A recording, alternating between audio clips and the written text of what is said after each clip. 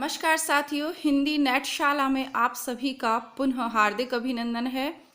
जैसा कि आप सभी जानते हैं, अपने इस चैनल पे तैयारी करते हम हिंदी की प्रतियोगी परीक्षाओं की, विशेषतः नेट जीआरएफ परीक्षा की।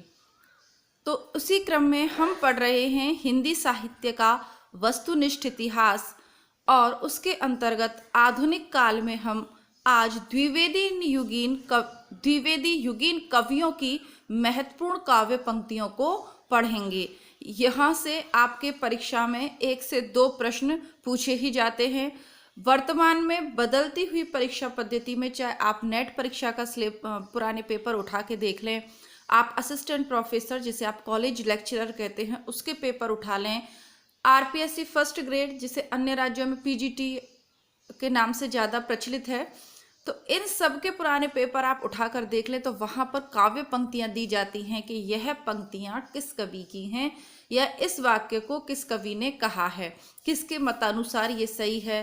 तो इन सब के को सॉल्व करने के लिए हम आज द्विवेदी युग के जितने भी कवि हैं उन सब की फेमस काव्य पंक्तियाँ कौन सी हैं, जो उन्होंने किताबें लिखी, उन किताबों में जो उनके पद्य अत्यधिक प्रचलित हुए, अत्यधिक प्रसिद्ध हुए, तो उन्हीं पदों की प्रारंभिक या अंतिम पंक्तियां होती हैं जो परीक्षा में पूछी जाती है। हाँ, नेट परीक्षा में कभी कभी पूरा पद भी पूछ लिया जाता है, लेकिन वो सिर्फ नेट जीआरएफ के लिए है। बाकी जो परीक्षाएं हैं उनमें या तो प्रथम पद या अंतिम पद पूछ लिया जाता है। ठीक है, तो आइए पढ़ते हैं द्विवेदी युगीन कवियों की महत्वपूर्ण काव्य पंक्तियां। तो सबसे पहले हम श्रीधर पाठक को पढ़ेंगे। श्रीधर पाठक प्रथम स्वच्छंदतावादी कवि हैं हमारे हिंदी साहित्य के। ठीक है, दूसरों के विषय में भी कल हमने पढ़ा था, उनको आगे बताऊंगी जब उनका विवरण पढ़ेंगे। प्रथम स्वच्छंदतावादी कवि पूछा जाए या स्वच्छंदतावादी कवि पूछा जाए और ऑप्शन में श्रीधर पाठक है तो आपको श्रीधर पाठक ही टिक करना है। अगर उसमें प्रथम, द्वितीय इस तरीके से पूछा जाए तो बात अलग है। केवल स्वच्छंदतावादी पूछा जाए तो फिर श्रीधर पाठक ही हमारे कवि हैं। इनकी रचनाएं देख लीजिएगा, कल की कक्षा में मैंने आपको बता दिया है। हरमिट का अनुवाद एकांतवासी योगी, ये पूछा जाता है।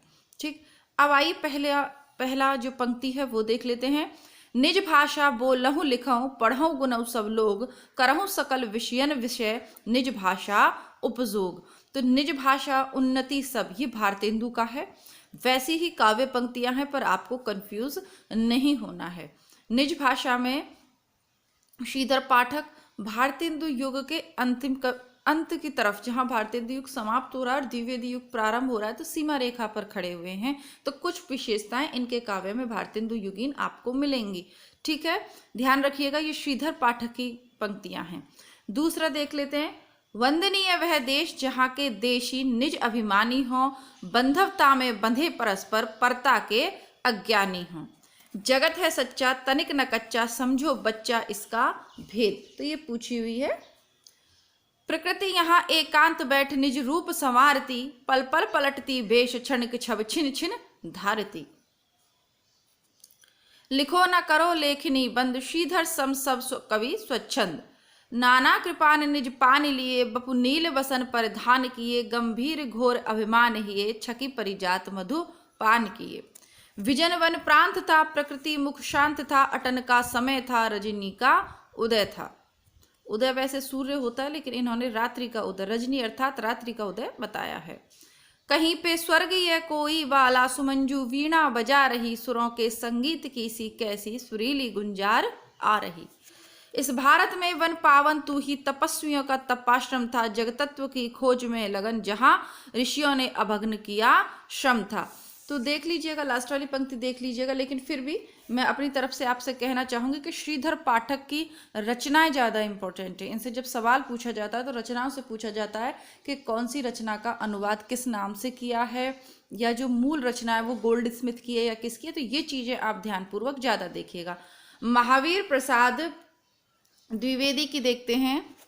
सुरम्य रूपे रस राशि रंजिते, विचित्र वर्णाभरे कहाँ गहीं। अलौकिकानंदिनी विधायनी, महाकविंद्र कांते कविते अहो कहाँ। मांगल्य मूलमय वारिद वारी वृष्टि। संस्कृत निष्ठ भाषा है इनकी। तुम ही अन्नदाता भारत के सचमुच बैलराज महाराज, बिना तुम्हारे हो जाते हम दाने दाने को मोहताज। क्योंकि पहले जुताई बुवाई के से ट्रैक्टर नहीं होते थे, पहले तो बैलों से ही होती थी। श्रीयुक्त नागरी विहारी दशा तिहारी, होवे विषाद मन माही अति भारी। भैंसे भवानी के तब सेवा लागे, करण पढ़ब का छूटी, बटवन दूध दुहा इन हाथन, धार न कवो दूती माँ दुहत माँ टूटी। सारी प्रजा निपट दीन दुखी जहां, कर्तव्य क्या ना कुछ भी तुमको वहां है। अब ये इतना इम्पोर्टेंट इनका नहीं है, ठीक है। नहीं पूछी जाती अधिकतर काव्य पंक्तियां इनकी किताबें सरस्वती का। अच्छा, आप ये ध्यान रखिएगा कि सरस्वती पत्रिका का कार्यभार महावीर प्रसाद द्विवेदी ने 1903 में संभाला। ये प्रश्न बहुत ज़्यादा पूछा जाता है। अयोध्या सिंह उपाध्याय की पंक्तियां पूछी जाती हैं, सबसे ज़्यादा जो पूछी जाती है वो इसकी प्रथम पंक्ति ही है। दिवस का अवसान समीप था, गगन था कुछ लोहित हो चला, तरु शिखा पर राजती कमलिनी कुल वल्लभ की प्रभा। ठीक है, कमलिनी कुल वल्लभ की प्रभा तरु शिखा पर अब राजती है। क्या है? दिवस का अवसान समीप है, तो कमलिनी कुल वल्लभ कौन है? चंद्रमा। तो ये पंक्ति जो है प्रिय प्रवास की है। प्रिय प्रवास अयोध्या सिंह उपाध्याय का प्रिय प्रवास हिंदी खड़ी बोली का प्रथम महाकाव्य है। बार बार पुराने पेपर देखेंगे तो स्वतः मालूम चल जाएगा हिंदी साहित्य की खड़ी बोली का प्रथम महाकाव्य कौन सा है? प्रिय प्रवास। प्रिय पति यह मेरा प्राण प्यारा कहाँ है, दुख जल निधि में डूबी कहाँ है, लखमुख जिसका मैं आज लौ जी सकी हूँ, वह हृदय हमारा नैन तारा, रूपोद्यान प्रफुल्ल प्राय कलिका राकेंदु विबम्बना, तनवंगी कमल हासनी क्रीड़ा कला पुतली, शोभावारिद की अमूल्य मणि सी लावण्यमयी लीलामयी श्री राधा मृदुभाषिनी मृगदृगी माधुर्य सन मूर्ति थी। तो जो प्रिय प्रवास है उसमें राधा और कृष्ण का ही है ना, तो बस वही है। धीरे धीरे दिन गत हुआ पद्मिनी नाथ डूबे। पद्मिनी नाथ कौन होता है? पद्मिनी। कमलनी का नाथ कौन होता है? चंद्रमा। आई दोषा फिर गत हुई दूसरा वार आया, क्यों पले पीर कर किसी को तू, मैं बहुत पालिसी बुरी तेरी, हम रहे चाहते पटाना ही, पेट तुझसे पटी नहीं मेरी, चार डग हमने भरे तो क्या किया है, पड़ा मैदान कोसों का अभी, तो क्यों पले पीर का, तो ये चौखे चौप दे और चुभते चौप दे। कल की कक्षा में मैंने आपको द्विवेदी युगी प्रथम प्रमुख कवि और उनकी रचनाएं करवाई थी, तो वहां आपको इनकी रचना पे हाईलाइट करवाया था चौखे चौप दे और चुभते चौप दे, तो वही रचना से ये पद लिए हुए हैं। अब भारत भारती मैथिली शरण गुप्त की काफी प्रसिद्ध है। और ये मेरे पास मैंने आपको पूर्व में भी दिखाई नए विद्यार्थियों को, ये पूरी रचना हम पढ़ लेंगे। भारत भारती है, बहुत ही इम्पोर्टेंट ये रचना है, आईएएस के सिलेबस में भी है। अब ये मैं तय नहीं कर पा रही हूँ कि इसे हम हिंदी नेटशाला पे पढ़ें या हिंदी बुकशाला पर पढ़ें, ठीक है, क्योंकि पूरी बुक पढ़ रहे हैं और अभी हमारी ये वाली बुक भी पूरा करने में समय लगेगा। हाँ, हिंदी बुकशाला पर हम जल्दी फ्री हो जाएंगे, तो सोच रही हूँ इसे आपको वहाँ करवा दूँ। खैर, आप लोगों के संबंध में कोई विचार हो तो कमेंट बॉक्स में लिखिएगा। वैसे हिंदी बुकशाला को मैं गद्य के लिए ही रखना चाह रही थी, लेकिन देखते हैं क्या होता है। सबसे पहले देख लेते हैं, भूलोक का गौरव प्रकृति की पुण्य लीला स्थल कहाँ, फैला मनोहर गिरी हिमालय और गंगा जल जहां। तो इसको हाईलाइट करेंगे आप। संपूर्ण देशों से अधिक किस देश का उत्कर्ष है, उसका की जो ऋषि भूमि है वह कौन, भारत वर्ष है। तो सबसे पहले भारत भारती में वो भारत की महिमा का गान करते हैं और उसके बाद भारतीयों को जागृत करते हुए, ये सभी रचनाएं स्वतंत्रता से पूर्व की हैं, तो उस समय सीधे आप अंग्रेजों से टक्कर लेने के लिए कोई भी भाषण नहीं दे सकते थे, क्योंकि जब आप जो सरकार जो आपके शासन कर रही है उसके खिलाफ कुछ भी बोलेंगे और फिर वो भी ब्रिटिश सरकार जैसी सरकार है, तो वो तो तुरंत आपको जेल में डाल देती थी। और आपने प्रेमचंद का देखा भी है, तो उन किताबों को बैन कर देती थी, उनकी प्रतियों को जला के हमेशा के लिए ख़त्म कर देती थी। इसीलिए इस तरीके से विभिन्न कवियों ने उनको जनता को जागृत किया है। भारतेंदु ने भी किया है। मैथिली शरण गुप्त को प्रथम राष्ट्रकवि की उपाधि इसी भारत भारती के लिए मिली है, और राष्ट्रकवि की उपाधि महात्मा गांधी ने इनको राष्ट्रकवि कहा। क्यों कहा? क्योंकि इस रचना में क्या किया गया कि पहले, ये प्रश्न पूछे जाते हैं पेपर में कि इस रचना का वर्ण विषय क्या है, तो पहले तो भारत की गौरवशाली जो संस्कृति है उसका वर्णन किया और युवाओं को जागृत किया, समस्त भारतवासियों को जागृत किया कि हमारी संस्कृति ऐसी है, हम उस सर्वोच्च देश के वासी हैं, हमारी सनातन संस्कृति है, उस गौरव को जगाया और फिर जो उस समय की अवस्था थी उसको जागृत किया, उसके प्रति सचेत किया कि अब देखो आप इतने बलशाली पौरुषशाली हमारे पूर्वज रहे और आप गुलाम बन के रह गए। तो धीरे इस तरीके से उनका जो गौरव वाला भाव था उसे जागृत करके फिर तत्कालीन वास्तविक जो अंग्रेजों के काल की शासन स्थिति थी उससे अवगत करा के जनमानस को भारत माता के चरणों की तरफ मोड़ने का कार्य मैथिली शरण गुप्त जी ने किया। ठीक, आगे देखते हैं। हम कौन थे, क्या हो गए और क्या होंगे अभी, आओ विचारें आज मिलकर ये समस्याएं सभी। केवल मनोरंजन न कवि का कर्म होना चाहिए, उसमें उचित उपदेश का भी मर्म होना चाहिए। हम हिंदी बुकशाला पर निबंध कविता क्या है शुक्ल जी के चिंतामणि भाग में 1 में संकलित निबंध पढ़ रहे हैं, तो उसी में कविता क्या है निबंध के अंतर्गत ये जो पंक्तियां हैं मैंने कई बार आपको बताई होंगी। क्षत्रिय सुनो, अब तो कुयश की कालिमा को मेट दो, निज देश का जीवन सहित तन मन और धन भेंट दो। वैश्यो सुनो, व्यापार सारा मिट चुका है देश का, सब धन विदेशी हर रहे, पार क्या है कलेश का। साकेत की पूछी हुई पंक्ति है, नेट परीक्षा के पेपर में बहुत आसानी से मिल जाएगी। राम तुम मानव हो, ईश्वर नहीं हो क्या, विश्व में रमे हुए नहीं सभी कहीं हो क्या। पूछी हुई पंक्तियां हैं। तब मैं निरीश्वर हूं, ईश्वर क्षमा करे, तुम ना रमो तो मन तुम में रमा करे। भव में नव वैभव व्याप्त कराने आया, नर को ईश्वरता प्राप्त कराने आया। संदेश यहाँ मैं नहीं स्वर्ग का लाया, इस भूतल को ही स्वर्ग बनाने आया। साकेत का 9वां सर्ग चैनल पर उपलब्ध है, प्लेलिस्ट में उपलब्ध है, हमारे पॉपुलर वीडियोज में से एक वीडियो है, जरूर देखिएगा। पहले आंखों में थे मानस में कूद, मग्न प्रिय अब थे छीटे वही उड़े थे, बड़े बड़े अश्रुबे कब थे। उर्मिला का विरह वर्णन, जब साकेत की बात हो तो 9वां सर्ग इसका हीरे जैसा है, तो बस आप समझ गए होंगे क्योंकि इन सब की व्याख्या तो हम करके आए हैं। सखी नील नभस्सर से उतरावे हंस आहा तरता तरता, अब तारक मौक्तिक शेष नहीं निकला उनको चरता चरता। सांग रूपं का बेहतरीन सर्वश्रेष्ठ उदाहरण है यह। घटना हो या चाहे घटा, उठ नीचे से नित्य आती है ऊपर, सखी छाकर चंद्रादित्य। वेद ने तू भी भली बनी, पाई मैंने आज तुझी में अपनी चाह घनी। ये धनी नहीं है, घनी है। हाँ मेरे कुंजों का कुंजन रोकर निराश होकर सोया, वह चंद्रोदय उसका उड़ा रहा धवल वसंसा धोया। मेरे चपल यौवन बाल अंचल में पड़ा सो मचल मत कर साल। सखी निरख नदी की धारा, ढलमल ढलमल चल चल चंचल झलमल झलमल तारा। और एक इसी तरीके का एक और है, निरख सखी ये खंजने आए। ओ मेरे मानस के हास खिलस सहस्त्र दल सरस सुबास, सजनी रोता है मेरा गान, प्रिय तक नहीं पहुंच पाती उसकी कोई तान। बस इसी प्रिय कानन कुंज में मिलन भाषण की के स्मृति पुंज में, अवय छोड़ मुझे तुम दीजियो, हासन रोदन से ना पसीजियो। अब यशोधरा इनकी जो रचना है उसकी देखिएगा।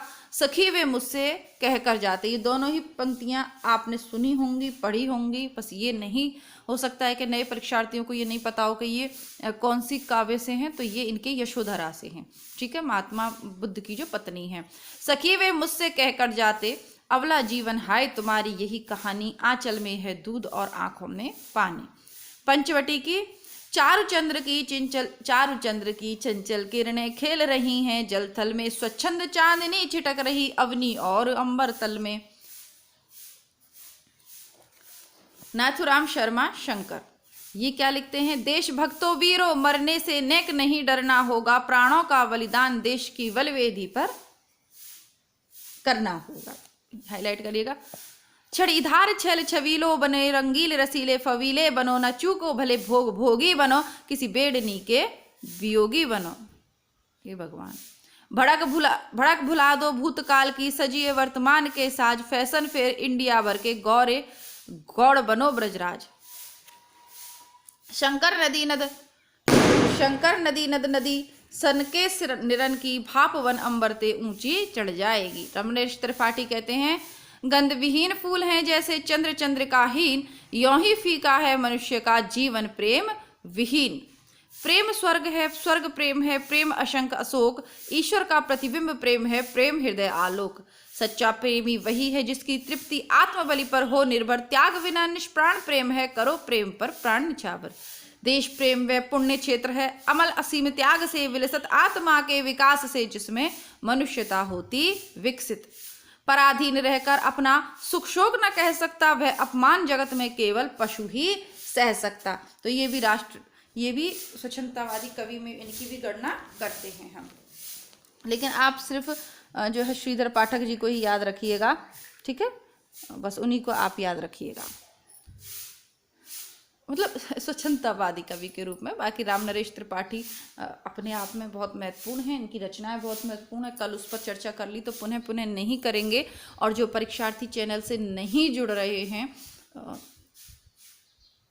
सब्सक्राइब नहीं कर रहे हैं चैनल को, तो वो कमेंट बॉक्स में अपनी परेशानी लिखें कि आपको क्या समझ में नहीं आ रहा है। और अन्यथा आप वीडियो देख रहे हैं तो चैनल को सब्सक्राइब ज़रूर करें। वीडियोस को आप शेयर बिल्कुल भी नहीं कर रहे हो, क्योंकि इस पुस्तक से मुझे जितनी आशा थी, आप लोगों के जितने आग्रह आ रहे थे, उस हिसाब से व्यूज़ भी नहीं आ रहे हैं। और इतने कम व्यूज़ के साथ पूरी पुस्तक को पढ़ाना अपने आप में एक चुनौती है। लेकिन चलिए ठीक है, आपसे वादा किया तो मैं इसको पूरा करवा रही हूँ। लेकिन आप लोग भी प्लीज़ इनके वीडियोस को शेयर करें ज़्यादा से ज़्यादा, ठीक है। और हिंदी बुकशाला हमारा चैनल है जिस पे हम किताबें पढ़ते हैं, किताबों वाला चैनल है हमारा हिंदी बुकशाला। तो उससे आप ज़रूर जुड़ें ताकि हिंदी साहित्य की बेहतरीन रचनाएं, किताबें आपको पूरी की पूरी निःशुल्क मिल जाएं। खरीदने में आपके रुपए आपको वेस्ट न करने पड़ें, और या वो जो बहुत आवश्यक है वो खरीद लीजिए। बाकी नाटक, उपन्यास हैं, कहानियाँ हैं, इन सबको तो पढ़ने सुनने से भी काम चल जाता है। तो इनके लिए पैसे वेस्ट नहीं करिए और सेविंग करिए। कुछ और बेहतर जगह जहाँ आपका बिना खरीदे काम नहीं चल रहा है, वहाँ उनको इन्वेस्ट करिए। खैर आगे बढ़ते हैं। देख लीजिएगा हिंदी बुकशाला और हिंदी नेटशाला दोनों की पूरी प्लेलिस्ट आप जब चेक करेंगे तो आप ये जान जाएंगे कि आपके सिलेबस का एक बहुत लंबा, बहुत बड़ा हिस्सा आपको प्लेलिस्ट में मिल रहा है। खैर आगे बढ़ते हैं। जगन्नाथ दास रत्नाकर, इनको देखते हैं।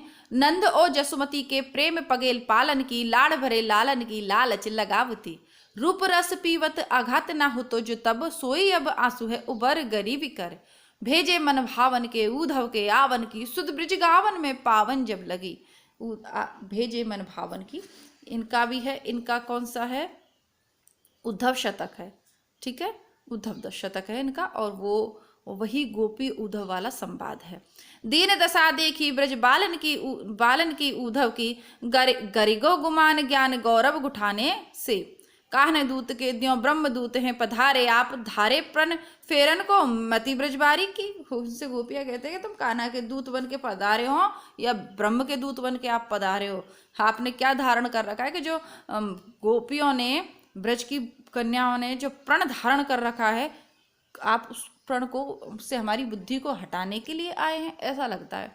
और जब दीन दशा देखी ब्रज बालन की उद्धव की, तो जब उद्धव जी ने गोपियों की दीन दशा देखी तो जो उनको अपने ज्ञान का, गौरव का जो गुमान था, उसे जो है उद्धव गोपियों की विरह दशा देखकर उसे भूल गए। पूरी तरीके से उद्धव उसको भूल गए कि वो ज्ञान का उपदेश देने यहाँ गोपियों को आए हैं। लेकिन उन्होंने जब गोपियों का निश्चल और एक निष्ठ प्रेम कृष्ण के प्रति देखा तो भूल गए। हाँ, सूरदास ने ब्रज भाषा में इसका वर्णन किया है, यहाँ पर भी भाषा वही है। लेकिन जो नंददास की गोपियां, क्योंकि नंद ने भी लिखा है भंवर गीत, नंददास की गोपियां अधिक तर्क संगत हैं सूरदास की गोपियों से और बाग विदग्ध हैं। ये तीनों रचनाएं एक जैसी हैं।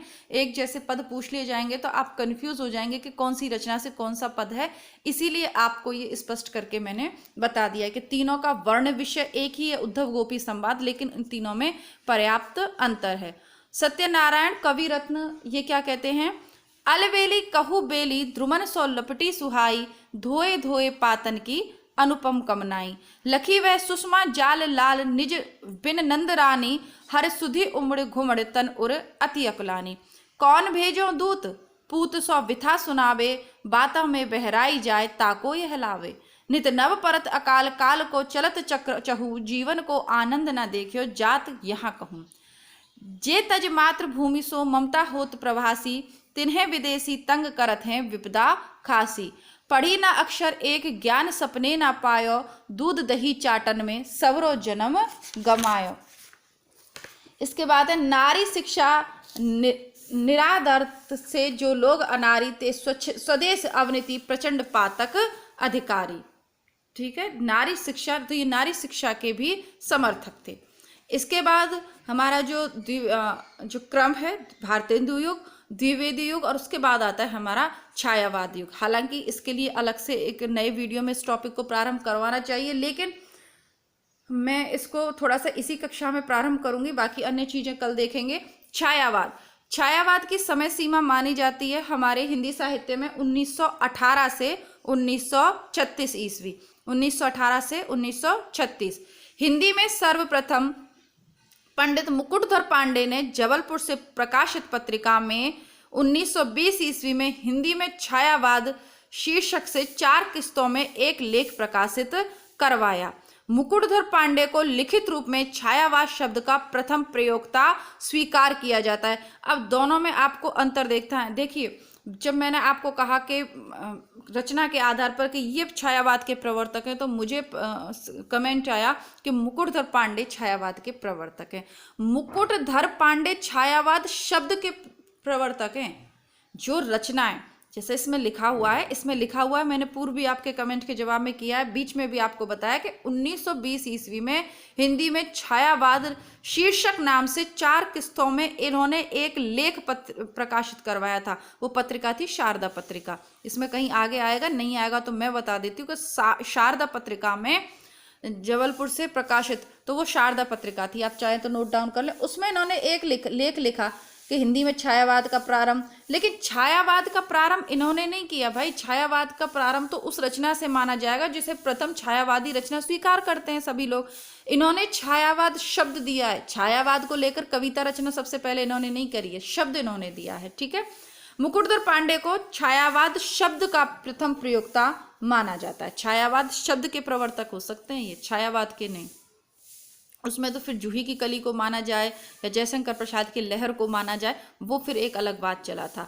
सन 1920 में सुशील कुमार ने सरस्वती में हिंदी में छायावाद शीर्षक से एक संवादात्मक लेख प्रकाशित करवाया। इस संवाद में 4 लोगों ने भाग लिया, सुशीला देवी, हरिकिशोर बाबू, चित्रकार राम नरेश जोशी तथा सुमित्रा नंदन पंत। छायावाद से संबंधित जो पंक्तियां पूछी जाती हैं वह देख लेते हैं।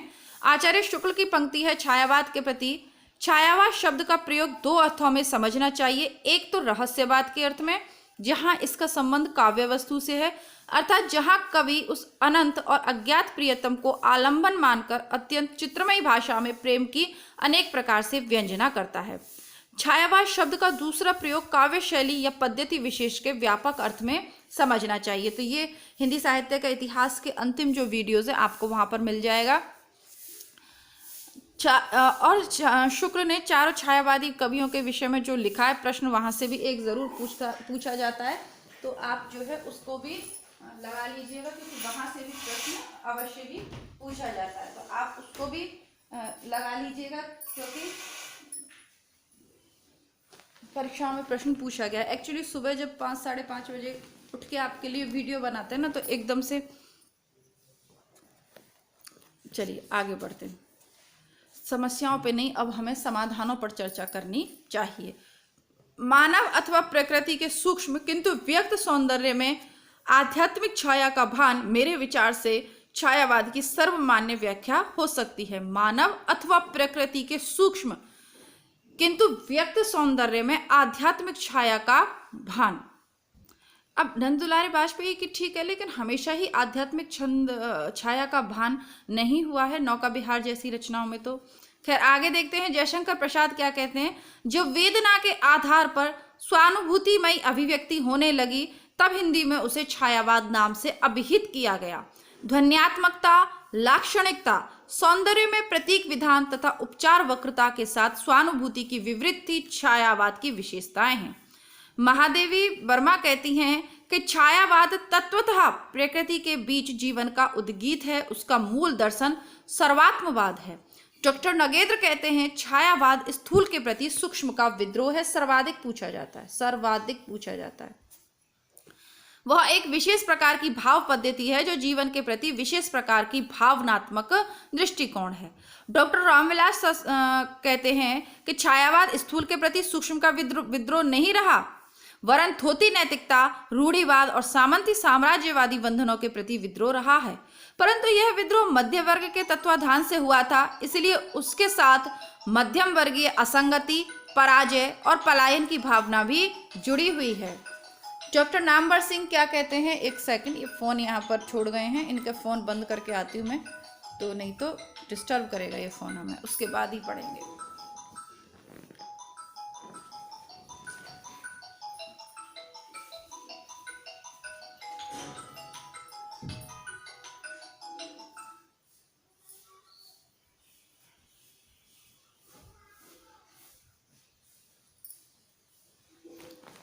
डॉक्टर नामवर सिंह कहते हैं कि छायावाद उस राष्ट्रीय जागरण की अभिव्यक्ति है। छायावाद उस राष्ट्रीय जागरण की अभिव्यक्ति है जो एक और पुरानी रूढ़ियों से मुक्ति चाहता था, दूसरी ओर विदेशी पराधीनता से। डॉक्टर रामस्वरूप चतुर्वेदी कहते हैं वह अर्थात छायावाद मूलतः शक्ति काव्य है, पुनर्जागरणिक चेतना का व्यापक और सूक्ष्म रूप है तथा अपनी अर्थ प्रक्रिया में मानव व्यक्तित्व को गहरे स्तरों पर समृद्ध करता है। ठीक है, इनकी भी बुक है भारतीय साहित्य संवेदना का विकास, उसमें ये परिभाषा है। छायावाद के प्रवर्तक और प्रस्तोता कौन कहते हैं, तो प्रवर्तक मानते हैं शुक्ल जी मानते हैं मैथिली शरण गुप्त और मुकुटधर पांडे को। नंद दुलारे वाजपेयी सुमित्रा नंदन पंत को मानते हैं, प्रभाकर माचवे माखनलाल चतुर्वेदी को मानते हैं, ईला चंद्र जोशी और अन्य विद्वान जयशंकर प्रसाद को मानते हैं। तो हो सकता है भाई मुकुटधर पांडे की कोई रचना हो ऐसी जो हमने नहीं पढ़ी हो, लेकिन शुक्ल यही मानते हैं। शुक्ल किसे मानते हैं, मैथिली शरण गुप्त और मुकुटधर पांडे को। रामचंद्र शुक्ल कहते हैं कि मैथिली शरण गुप्त की जो रचनाएं हैं उनमें जो अंतिम रचनाएं हैं उनमें कहीं कहीं